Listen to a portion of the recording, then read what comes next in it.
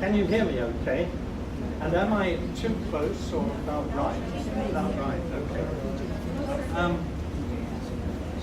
Well,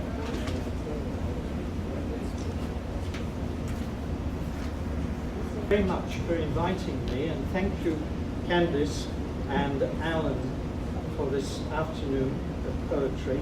And it's been a great pleasure to meet PJ, because I'd never met her before, and I love that Canuckery humour.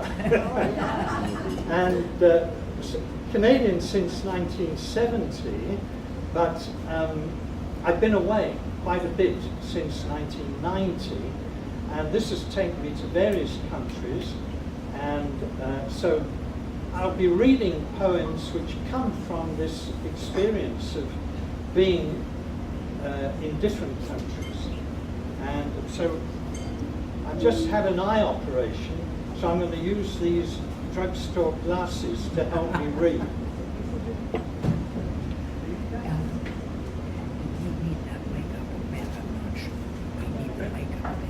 I'm delighted to say, wait a minute, I'm delighted to say that in the audience today we've got distinguished critic Jack Stewart and his wife, and also very distinguished German critic and professor Rüdiger Ahrens and his wife Uta.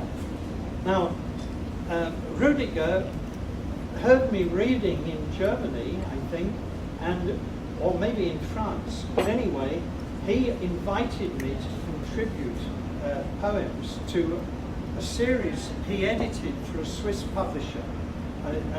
I was living in the Rue du Rendezvous in Paris, and so he said, well, send me these poems. And then this book came out, and they said, what title do you want? What title do you want? And I said, The Rendezvous, because I live in the Rue du Rendezvous, and I meet lots of people in different countries. So he said, fine. And then a bit later on, a few years later, he said, we'd like another of these poetry books. And I said, well, what shall I call it? And he said, well, it's up to you. And I said, well, what about another rendezvous? And so we've got two rendezvous books. But the first poem I'm going to read is from the first rendezvous. And it's a poem about the morning.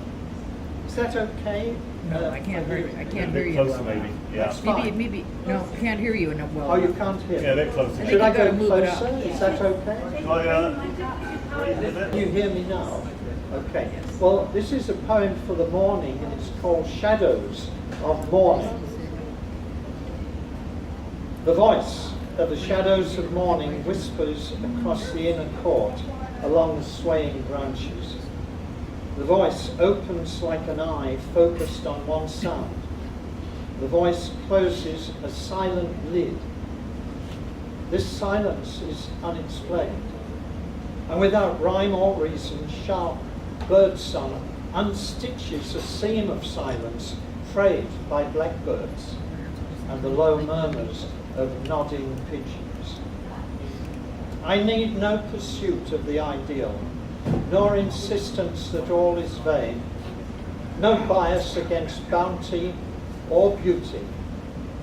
I desire no absence of this tree, no refusal to favour the bird, the sun, in the pursuit of clever abstraction. I find all my privilege in this simple cracked sill with geraniums, a few snapped stems, their scent on your fingers still.